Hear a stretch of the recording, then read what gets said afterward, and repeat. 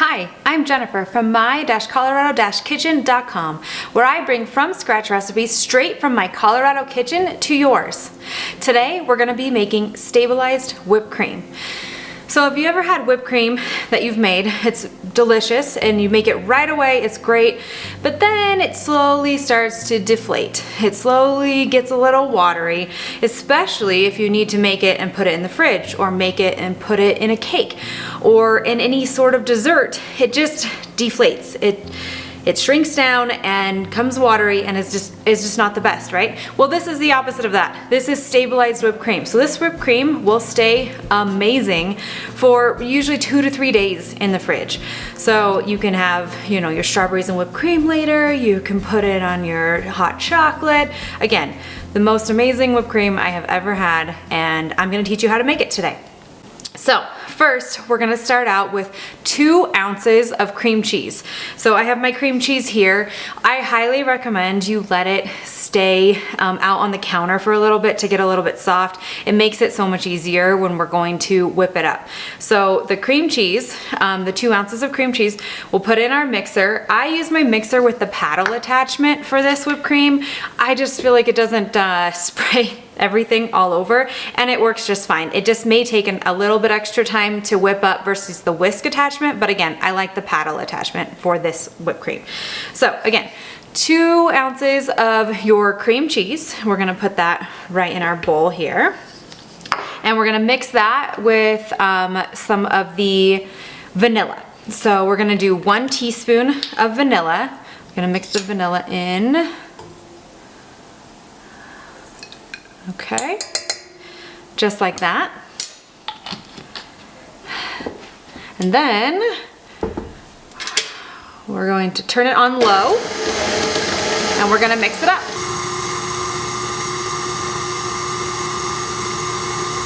So once you've mixed that up, you're going to take your mixer, you're gonna take your spatula here. I love this spatula, it's a little bit stiffer. It's got a little bit of a cup to it, so you can scoop a little bit better. So you're gonna take your spatula and you're just gonna kind of scoop that so it's a little bit all together there. And then we're going to add our powdered sugar. We're going to add a 1/4 cup of powdered sugar plus an 1/8 cup of powdered sugar. I don't know about you, I don't typically have a measuring scoop that does both of those at the same time, so we'll just do a 1/4 cup to make it easy. And then we're gonna do an 1/8 cup. For easy math, if you don't have an 1/8 cup measuring cup, it's just half of a 1/4 cup. So you can use your 1/4 cup and just fill it halfway and you'll have the 1/8 cup. And then once we have that in there, we're going to mix that together.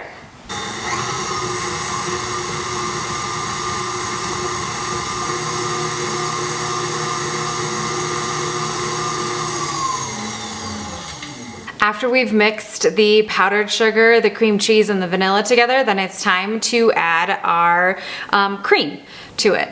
So we will slowly start the mixer. We will add the cream and we'll watch it come to life. Some notes or tips or tricks that you might want to consider when making this whipped cream is keep your cream cold and it will whip better.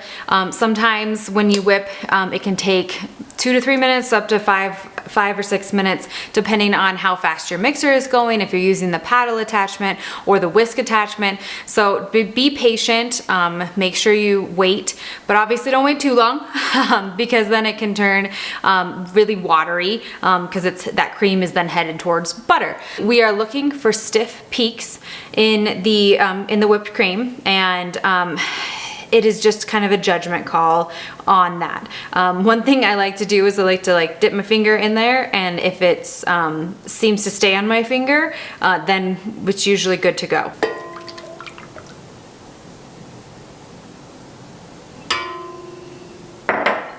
You don't need to have the mixer on very high with the paddle attachment. I know way back when I first started making whipped cream, I would always have it on as high as it could go to whip it as fast as it could be, and it would splatter all over.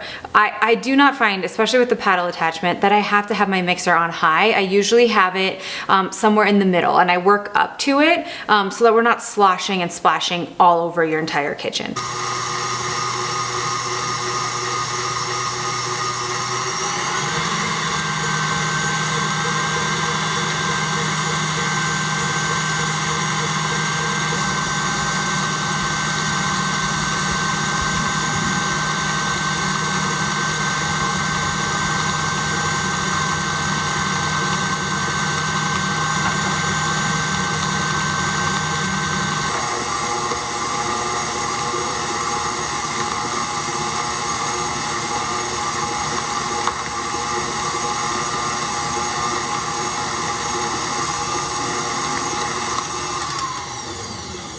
So this is perfect on here. You can see that it is still staying on my paddle. So I'll try and show you there, staying on my paddle. And then again, the finger test is one of my favorites. So, I mean, obviously we want to taste it. So if you can take it with your finger, you want to taste it, make sure it's sweet enough for you. But I think this is perfect.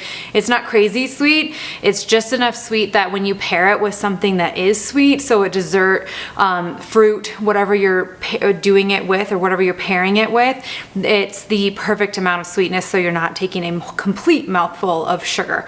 So when you take it and then obviously taste it, but when it holds up like this, you have made the most amazing stabilized homemade whipped cream that you could, and it'll store in the fridge for 2 to 3 days typically, and then it might get a little watery after that, but typically I've never had it last that long.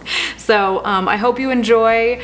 Thanks so much for watching. Don't forget to like this video, subscribe for more from scratch recipes, and check out my-colorado-kitchen.com for the full recipe with all the instructions and ingredients. And from my kitchen to yours, happy cooking.